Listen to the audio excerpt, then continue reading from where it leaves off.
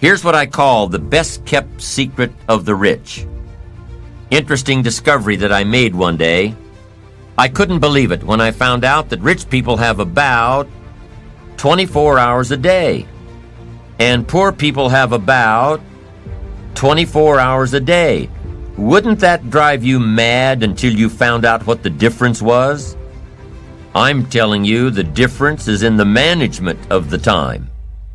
A few simple disciplines practiced every day, and your whole life can change. Your future can change, your income can change. Just a list of things you should consider. Number 1, you run the day or it runs you. Part of the key to time management is just staying in charge. But here's what usually happens. We start something and we're in control. But as time starts to unfold, pretty soon we start losing control. You know, you start a business and you're running it. And pretty soon, what? It's running you. You have to stop every once in a while and say, hold it, hold it. Who's in charge here? So here's a good phrase to jot down. Something will master and something will serve. That's the nature of life. That's just how it goes on this spinning planet of ours. Something will master and something will serve. And here's what you have to make sure you become. The master. You run the day. You run the business. You run the enterprise. You run the job. You stay in charge. Now here's how you can stay in charge. Have your written set of goals with you at all times.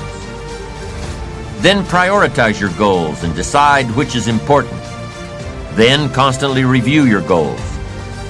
Then have your goals match up to a good written game plan. The game plan that we talked about earlier.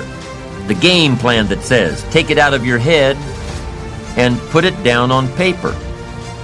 Then, with game plan in hand, try to separate the majors from the minors. The really important things from the things you just have to do. And prioritize. Is this a major day or a minor day? And adjust your time accordingly. Is this a major conversation or a minor conversation? A lot of people don't do well, and here's why. They major in minor things. They spend too much time on things that don't count, and too little time on things that should count. So you're about to pick up the phone and make a call. But before you do, decide, is this a major call? Is this a minor call? If it's a major call, it needs a little preparation. If it's a minor call, a few pleasantries will probably do. Hi, how are you? Tell a little joke, exchange some pleasantries. So a little evaluation will save you a lot of time. Major, minor. But here's the best alternative to time management, and that's to get more out of you. If we just get more from ourselves, we can make an hour as valuable as 10 hours used to be. We can get as much done now in a day as we used to get done in a week. Efficiency, skills, knowledge, awareness, practice, getting better. All of that value we can bring to the marketplace, bring to the job, and that's where the real time management comes in. I found out that a normal day is enough time. 8 hours, 10 hours, 5 days, 6 days. That's enough time. The rest of it now has got to be the best use of that time. There's a movement going on now in the workplace. The movement is people setting up home offices, telecommuting to work, working at home and communicating with the office through fax machines and computers and modems and delivery services. People are even starting to work in one state and live in another. They don't need to be at the office all the time. For some jobs, they don't need to be at the office at all. And guess what some of these folks find out? The projects that used to take 2 days, they get done in a few hours. Why? Because they have no distractions. No people stopping by their office to chat. No unsolicited phone calls to take. No unexpected visitors to deal with. When they work, they work. When they play, they play. Now, not everybody has the luxury of having a job that can work like this, but maybe some of the same principles can be applied at the office, like do not disturb times, like scheduling your day so that you're totally undisturbed during those hours in which you complete your best work, like setting certain hours each day to take appointments and phone calls. And that's really where the magic of personal development comes in. Knowing who you are, becoming more valuable. Being more valuable, knowing the value of your rhythms in getting certain tasks done. Getting things done more efficiently in a shorter period of time. Working smarter, not harder. So I want to give you a few things that might help you to get a handle on the management of time. Here's the first one. Ignore the subject. Ignore the subject. That's not a bad suggestion. Somebody says, well, I've been behind all my life. Doesn't look like that's going to change. Forget it. I like that approach. At least it's honest. Nobody's ideas of success and time management are right for you unless they can be applied by you. We've already said that it's important to resist all stereotypes for success, to resist all models of success. So here's one alternative to time management. Ignore the subject. Don't let somebody pressure you by saying, here's what you've got to do with your time. Resist all that. Take advice, but don't take orders. Let somebody give you their opinions and then accept the ones you want to accept. And the ones you don't want to accept, don't accept. Resist all attempts to pressure you into becoming the model of success. Resist all that. Do it on your own time, the time that's right for you. Now here's another alternative to time management. Step down to an easier task. Step down to something more manageable. Something that doesn't require that much time, that much effort. That's an alternative. Some people in sales are promoted to being manager. They say, oh, now I've got to be a manager. Heck with this, it takes 14 hours a day, worrying about everybody. I'm getting back out in the field. Get my sales job back. And that's a good alternative. Somebody works for a company and says, oh, I'd love to own one of these companies. Then they find out what it takes to own one of those companies. What kind of pressure, what kind of hours. Can't play golf 3 days a week. And finally says, hey, you know, I've had it up to here with all the headaches and trauma and dealing with all these people's lives and running a company and being responsible for all the stuff. I'm going to step down. And that's a good alternative. It really is. Don't let yourself be pressured when stepping down might give you a better lifestyle. Little girl complained that her father never played with her. She said, Daddy comes home, got his briefcase full of papers, says hello to me, pats me on my head, and disappears. She said, how come my daddy can't play with me when he comes home? And her mother explained and said, look, your daddy works very hard. He loves you very much. But at the office, he's got so much to do that he can't get it all done. So he has to bring the rest of it home. So that's why your daddy can't play with you. And the little girl says, why don't they just put him in a slower group? Not a bad idea. And I offer that here. If you're too busy to play with your kids, you need to join a slower group. You've got to have time for your family.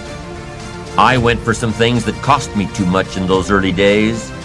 If I'd known how much it was going to cost, I never would have paid the price. So you've got to weigh the consequences. How to make everything fit. Sometimes that extra money isn't worth it if it pressures you into losing touch with somebody you really care about. So family must be considered here as well. Next time management essential, don't mistake movement for achievement. You probably know some people around you who are just plain busy being busy. You've got to be busy being productive. It's easy to get faked out by being busy. Guy comes home at night, flops down in the easy chair, says, I've been going. But the real question is, doing what? I mean, it's the doing what. That's the real key. not the going, going, going. Some people are going, doing figure eights. They're not making much progress. Don't mistake movement for achievement. Evaluate the hours in your days and see if there's not a lot of wasted time in there that you could manage better. Do more with. The next key to good time management is good concentration. Focus. You've just got to zero in on the job at hand. Concentrate. Don't start your business day until you get to the business. I used to start my business day in the shower. I'm trying to compose a letter in the shower. The cobwebs haven't been cleared out yet. I'm not awake yet, and I'm trying to compose a letter. Found out it doesn't work. Wait till you get to the office to start your work. Wait until you get to work before you get to the work. Don't start your business day at the breakfast table. It's not good for the family. Here's another one. On the way to work, don't think about work. It's dangerous. There's a lot of cars out there on the highway. Can you imagine if everybody was driving to work thinking about work? It'd be a mess. Accidents everywhere. Here's what you've got to do. On the way to work, concentrate on the way. In the shower, concentrate on the shower. At the breakfast table, concentrate on the family. Wherever you are, be there. Don't be somewhere else. Give whatever you're doing the gift of attention. Give people the gift of attention. The gift of attention. Concentration. Next time management essential, learn to say no. Boy, it's easy in a social society to just say yes, yes, yes too much.